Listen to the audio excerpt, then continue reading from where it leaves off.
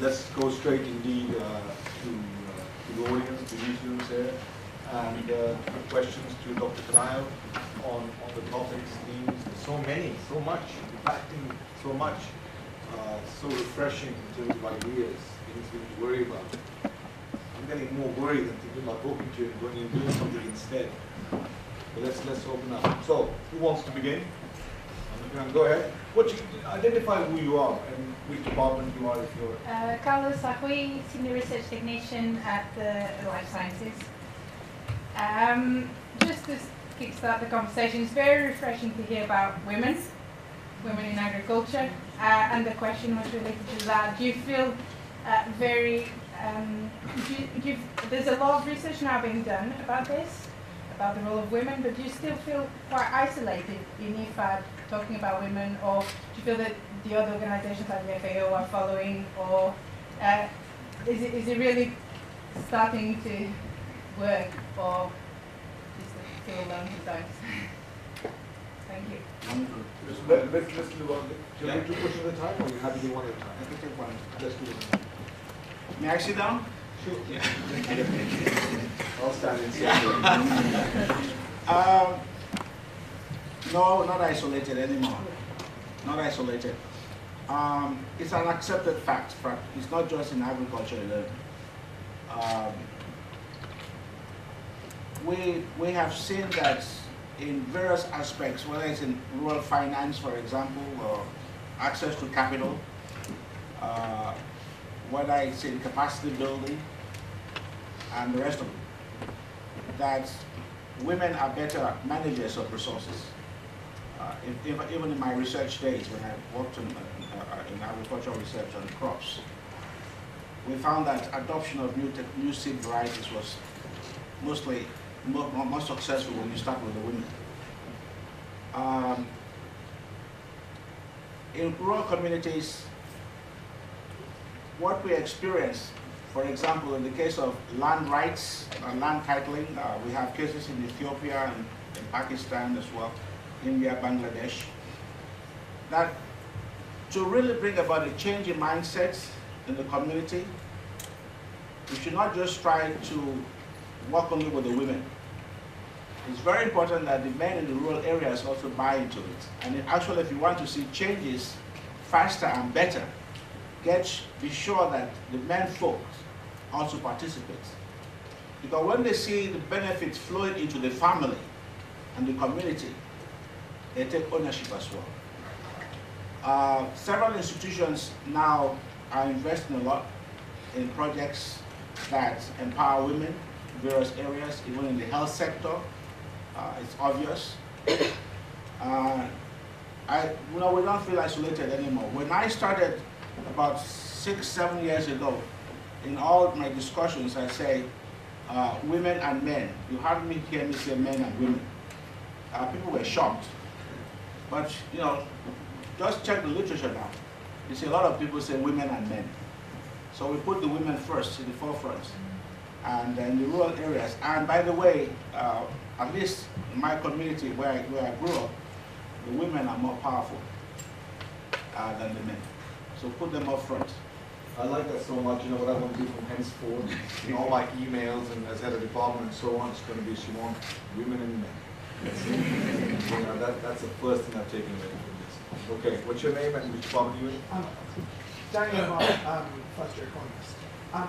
If I could potentially ask you about your opinions on the role of China as a country in development, because up until very recently, it's been a case that the Western world has pumped most of the money into some development in Africa or Latin America, and often this aid or however it's been put through has been on the condition that you sort of buy into sort of liberal values, so things like LGBT rights, things like women's rights, things that the Western world deems to be good things. And suddenly you've got the investment coming from China, particularly into places like Rwanda and Angola, where they've done a lot of work that has done good things for development, but it hasn't necessarily been tied to maybe social goals. And I was wondering whether you thought that was, the extra money that provides is obviously a good thing, but whether you think in the long run that's a sort of a sustainable way to encourage general development. The role of China in development is a bit controversial. It depends on whom you talk with. From my own perspective, from IFAD's perspective, China is a fantastic development partner because there is very little in terms of conditionalities. That's one. Now, some people say China's investment in Africa is one of exploitation of its resources. It depends on how you look at it again. I always say it takes two to tango. So if China is buying up large tracts of land in Africa, and the African governor, the African governments do not realize that they must have something that they need to bargain. You say, I think let me be more specific. The issue of land grab, as it is described. I sort of shrink when people speak about it. Because, if you can't come into my house and tell me you want to rent my bedroom, and I give it to you. If I do that, then there's something wrong with me. You understand what I'm saying? Essentially, if I was one of these heads of states with a lot of land, I would actually not even sell. I'll tell you why. I was saying to, I saw her face a while ago. Yeah, she's over there. That 60% of all available agricultural land that is yet to be cultivated, 60% or more, is in Africa. So there is something that is attracting investment. Okay?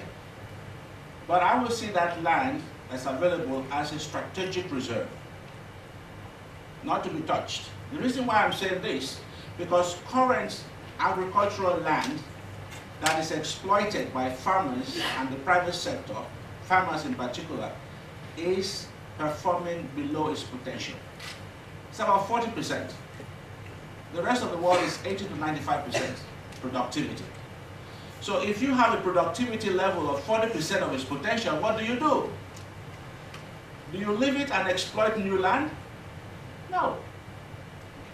That's what I'm saying. So it's for me, I'm sorry, but I use it like it's stupid. For any, no, really, you don't just sell the land because it's there. You get them to invest in existing land. That's what happened in China itself. That's what happened in Cambodia, in Vietnam, in Brazil. So it's a problem of the politics behind it. So it's not what you read in the media. It's more than that. So it depends on how you see China. China has gone into many African countries and elsewhere and invested, built bridges, schools, and railroads and the rest of them. And of course, mined copper and the rest.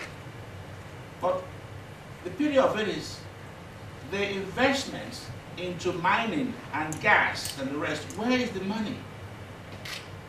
Into a few pockets. Let's face it.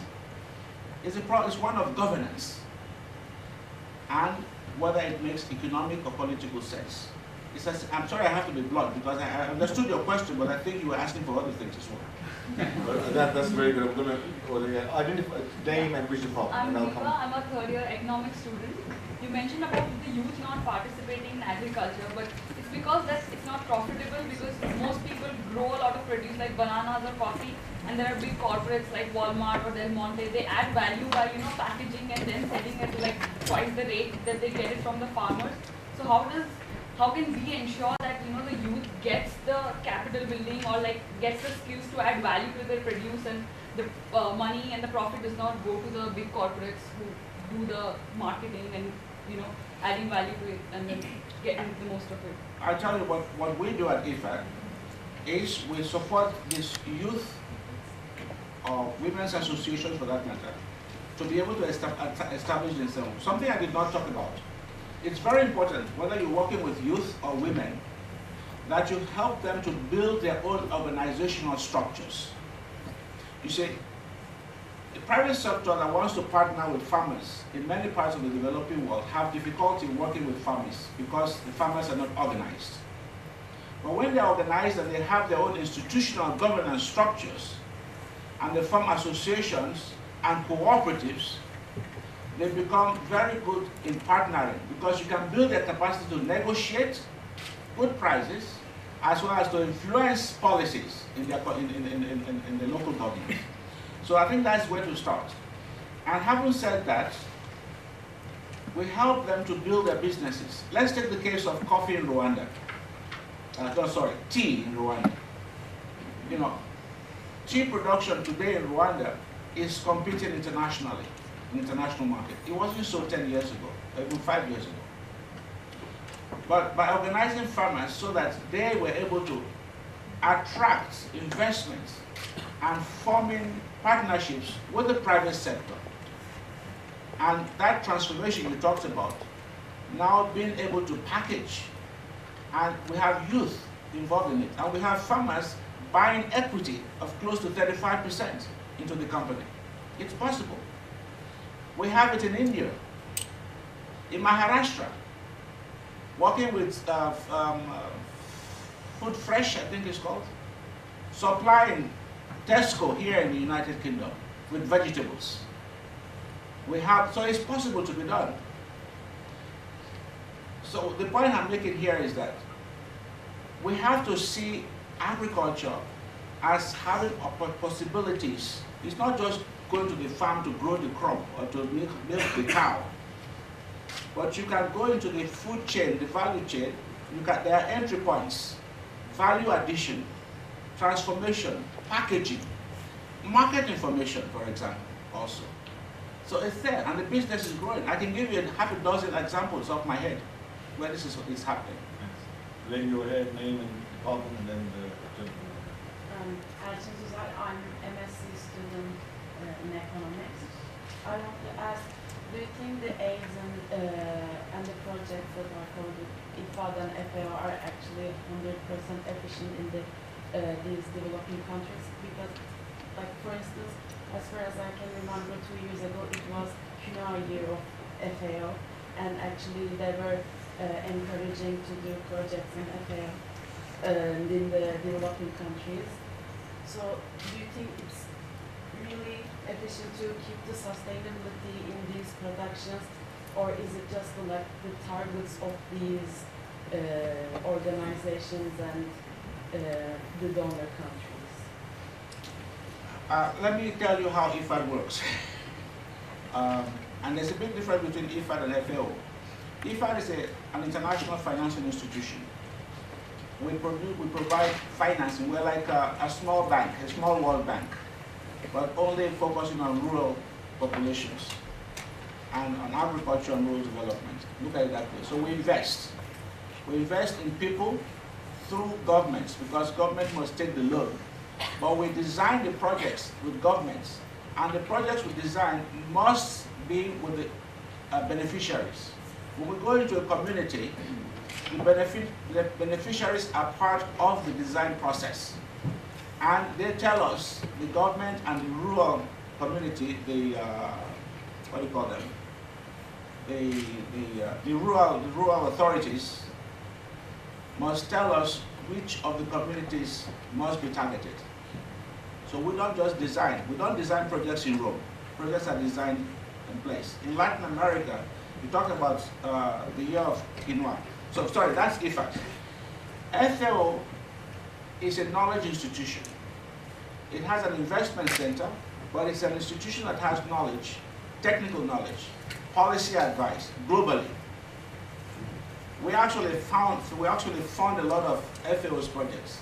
So there are two separate institutions. Now, I do not know exactly which projects you are referring to, but in general, when we start working in the country, we stay there for many, many years. And we may have 2 or 3 phases of a project based on government demand before we move into other sectors. And we invest in sectors that the government identifies. So we don't parachute into a country and tell them what to do. That's the big difference. And it has to be sustainable. And how is it sustainable? Because we want to be able to get out at some time. Sustainability is engineered through ownership. You see?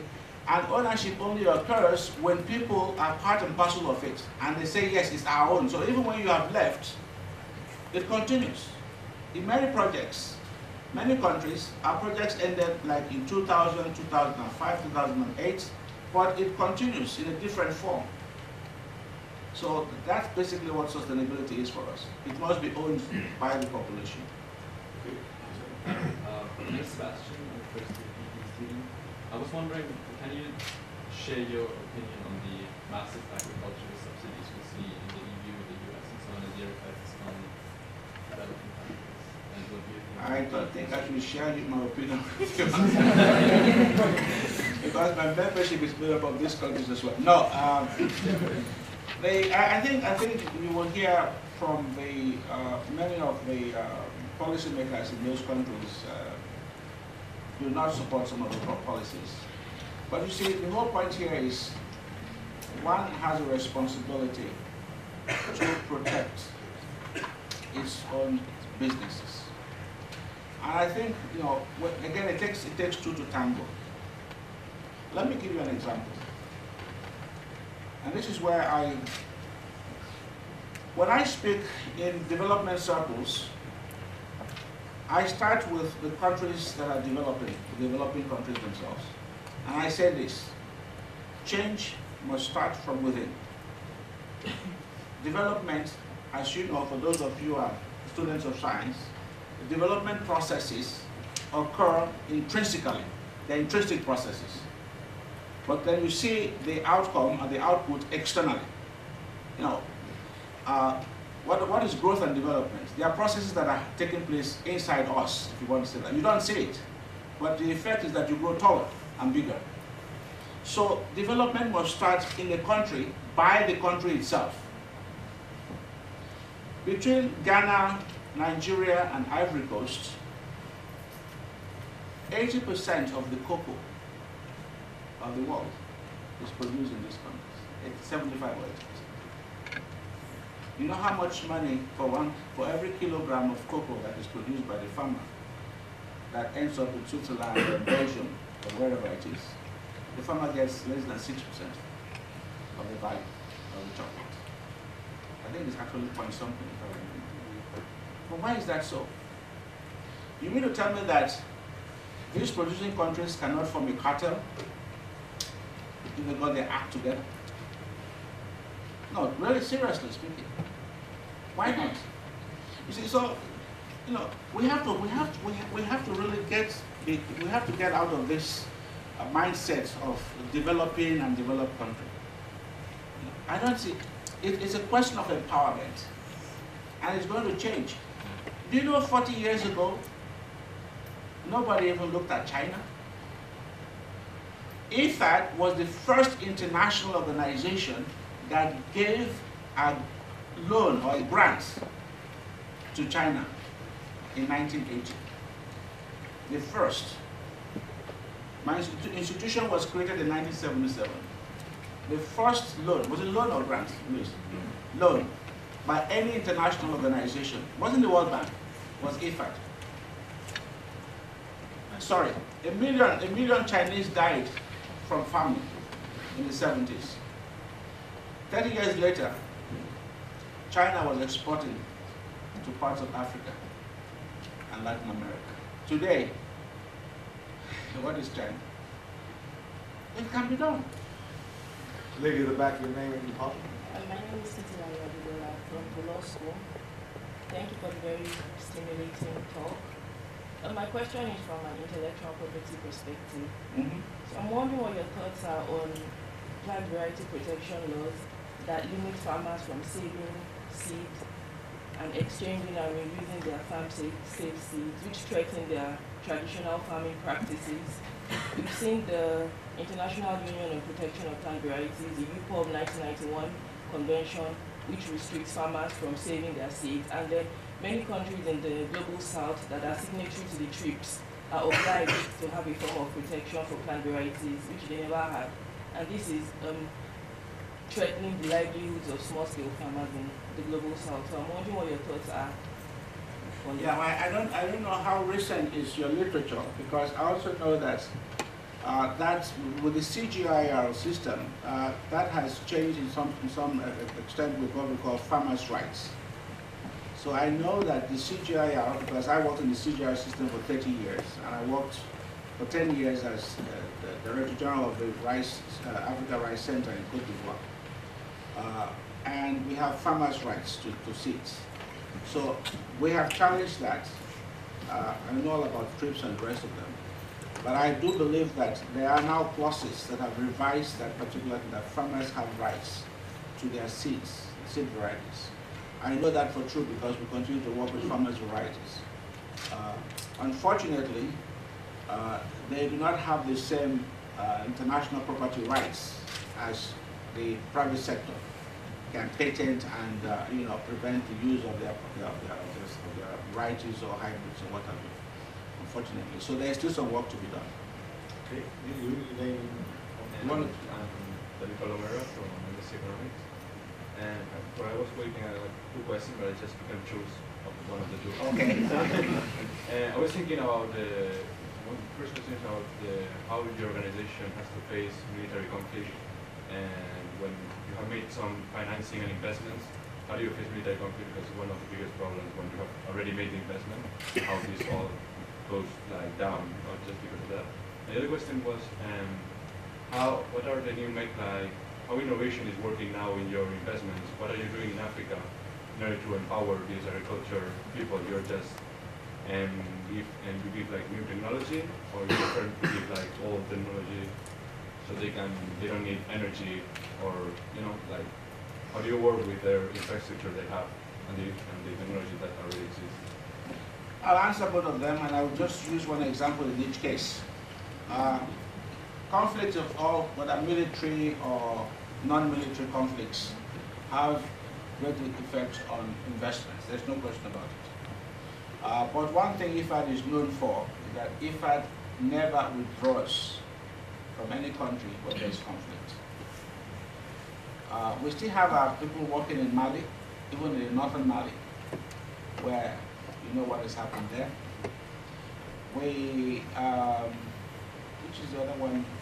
In Yemen, in fact, the Minister for Agriculture came to Rome, was it last year, to thank us because all through the crisis, IFAD never closed this project. Now, but I want to link this with conflict and development, or development and conflict. We have found in many places where we work, and a good example I was sharing with Professor Muthu today was our investments in northeastern India and the state of Meghalaya. This project invested in rural development and empowerment of women. The greatest impact or outcome of this project was not just creating jobs and whatever it is for populations, but it had a visible impact on the frequency of insurgents. It was so successful that the government of India replicated it and scaled it out to 5 of the eastern region, northeastern region of India. So you see, there's a lot of contribution from development to conflict resolution by creating opportunities for young people, militants. They drop their guns and they start making money. In the case of innovation, we're always innovating everywhere. A good example is use of biogas. Biogas is very simple. It's using waste from animals, one cow or one pig, and being able to produce methane. And by creating a digester, building a digester, which then transmits, then you connect, the methane is connected and produces electricity, gas for cooking and for lighting. We started with projects in Sichuan, in China, in the late 90s. Now this project is, well, this approach of biogas production has now in many parts of Asia and Africa. Just last year, October, I was in Rwanda. I visited a particular project that is really expanding. This farmer has one cow. The cow produces waste,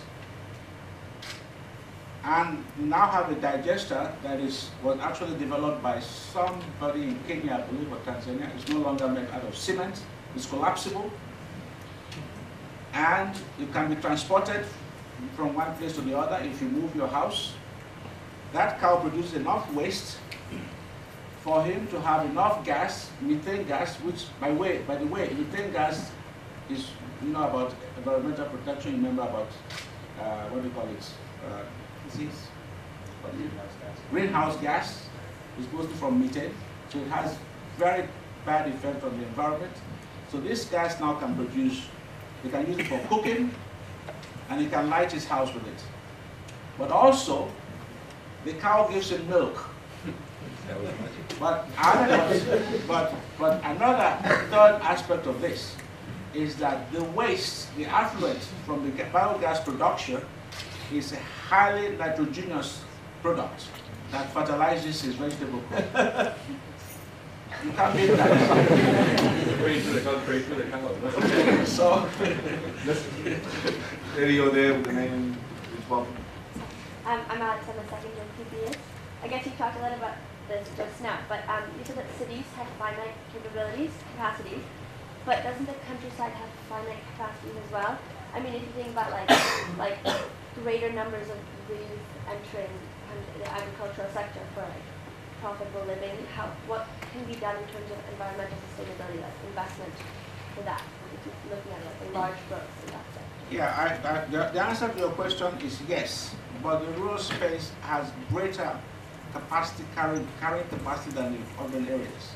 What we're saying here is that rather than for the rural space to remain far behind in development, let's transform them into rural cities, rural towns.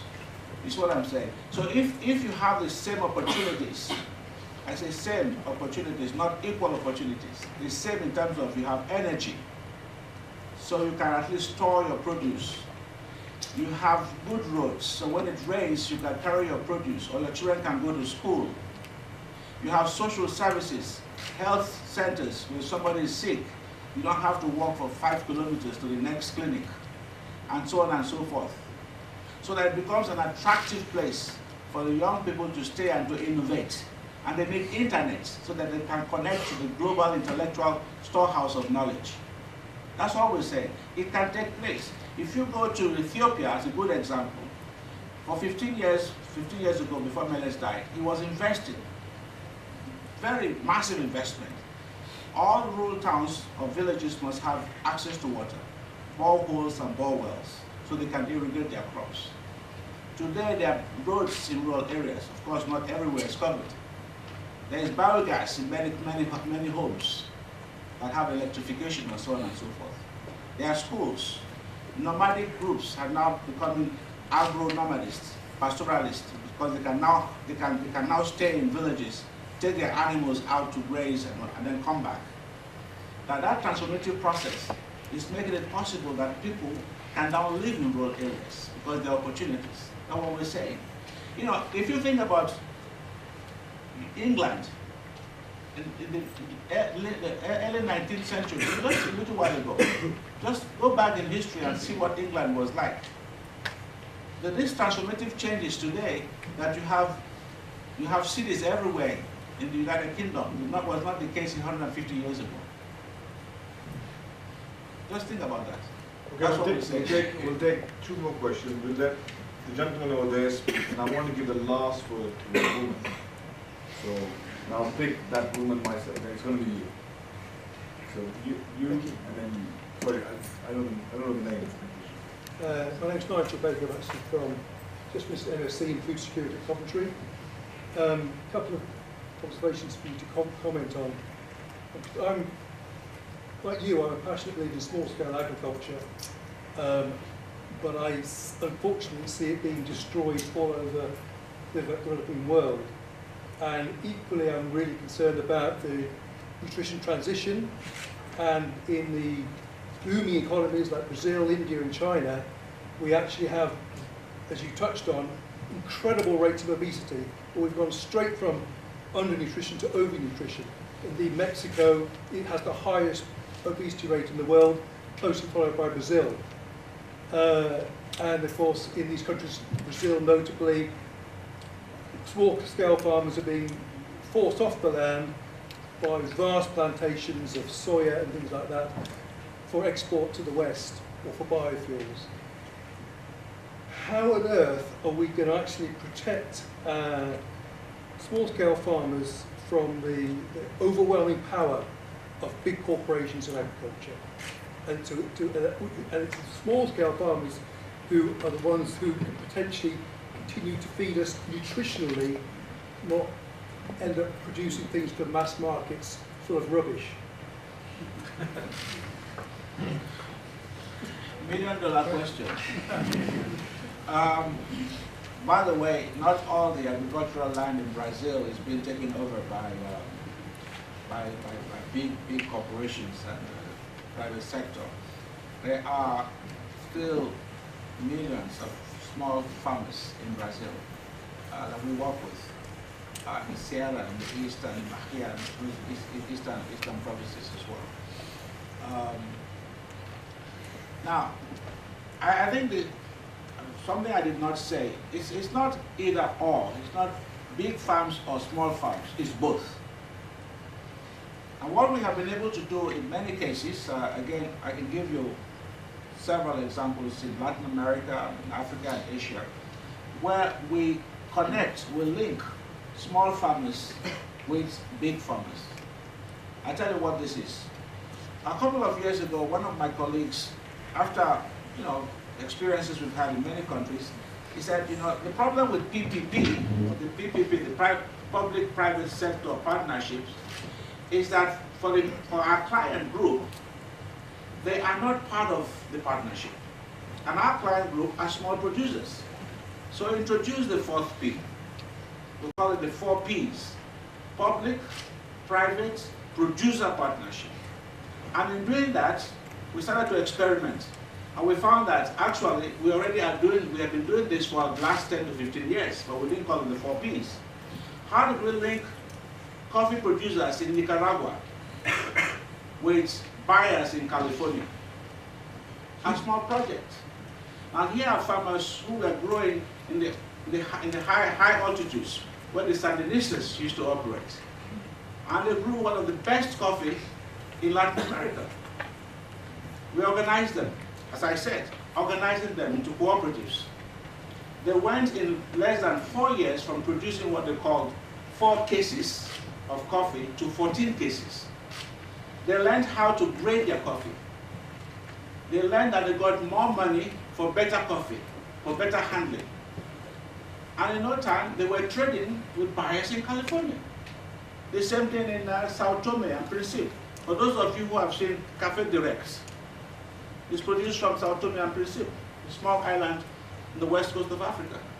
Again, we worked with farmers and linked them with a French company called Cauca, who invested in a small factory to improve the cocoa and coffee that was produced before it was shipped, adding value to the produce before it left the country, and so many more elsewhere. I just mentioned the case of Rwandan tea, and so on. Or in Guatemala, one of our best stories of farmers in, I can't remember the part now, but anyway, these farmers are producing onions, potatoes, and cut beans, French beans. They are making about $100 million a year, these cooperatives. Who is their buyer? Walmart. Walmart, Miami. Here they are, organized into a cooperative. So it can be done. So it's a question of linking farmers to the, and you can do it locally as well. The buyer doesn't have to be a company abroad. If you know the story of oil palm production in Uganda, in the island of Kalangala, anybody from Uganda here? In the island of Kalangala, that oil palm project, we financed it so that the company was able to create a joint venture with the government of Uganda called Open, Oil Palm Uganda Limited, in the island of Kalangala, producing oil palm and derivatives. And we invested so that the company could upgrade its factory, its milling, and all the rest of it. And they outgrew us. And the story here is that in 2005, when the project started, District of Kalangala, an island, was number 71 out of 77 districts in terms of Human Development Index of Uganda. By 2012, when I was there, it was number 7. That was how We're going to give transformation. the last word to a woman, to a young lady, who actually is my student, Katya, first year economics. So over to you, Katya. You must be from Sweden or from Finland? Me? Yeah. From Russia. Oh. I also have a colleague, a junior colleague who's also from Katya, from Sweden. Sorry, okay. Pretty close. More examples of the gold crisis. The point was that the carnival outbreak is the cause of inaction. However, when Ebola was discovered, USSR and America started their research in this field. Due to particular circumstances, for example, the collapse of the Soviet Union and the high cost of research in America, was frozen. Moreover, during the current outbreak, developed countries are trying to help by sending medical equipment. At what points did they start? Well, they started sending like research groups even before the current outbreak. It was covered in the mass media, and they're trying to help by sending medical equipment, doctors, and research groups. However, this help faces local resistance. I mean, locals have their own traditions, customs, and rituals. For example, they bury dead people near river, which leads to faster transmission of the disease. And my point is, before blaming developed countries for their inaction, shouldn't local issues which prevent the health from getting to its final destination be dealt with first? Yes. Yeah, the answer is yes. That's what I said. I know where you're coming from. I fully agree with you that neither of these countries or me, myself, have a right to blame the international community. Because if action had been taken over the years, perhaps the problem would have been much less. But that is where the international community also comes into play. I know where your information comes from. But you know the Ebola infection started way back in February of 2014. When was it first in the media? In June. By which time it was too late for many cases. And it's not all communities in Guinea, Liberia, and Sierra Leone that bury their dead by rivers, along rivers. It's not many. It is true, it suffered from suspicion, it suffered from tradition, it suffered from lack of education, and so on and so forth. But the point here is that the massive media coverage, the massive action that was taken by governments in the late summer of last year could have occurred much earlier. And it is true that, like I said, when it broke the first outbreak in '76, the UK sent its own medical scientists,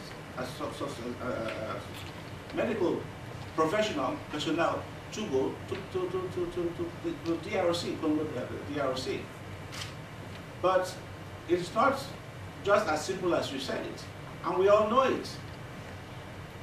The economic benefits to the pharmaceutical company was not worth pursuing. Simple. It's big business. I want to be blunt with you. We know it. Everything today is driven by money, by profit. Whether it's private sector or whether it's government. There's no question about it. We have to go beyond this and to understand that what happens to you affects me. The simple law of nature, what does it say? Do unto others as you want them to do unto you. And the simple law of nature that I have experienced in my close to 70 years of existence is that whatever you do to somebody comes back to you. Very simple. Thank you very much. On that note, I want to draw this to a close. This is just really amazing. I think for the last 5 years, many speakers have come to Warwick, and I've seen this is one of the best talks I've been at, inspiring, fun, and serious. This will be, by the way, recorded, so I plan to watch this again, and probably again to learn from it. And I'm dead serious. But as you leave this, and before we say thank you to Dr. Kanayo, just look at when I was sent the title, The Cost of Inaction, by Louise, the special advisor to the president. I said, are you sure it's not cost of action? In the academic literature, we don't think like that. The discourse out there is not like that. The way you cut it is so, I'm still in my mind, is churning up all the time on all sorts of issues. The cost of inaction. So really, something I hope you will take away, that cuts in the way he's cut this afternoon on these many things. So a big thank you to Dr. Nwanze.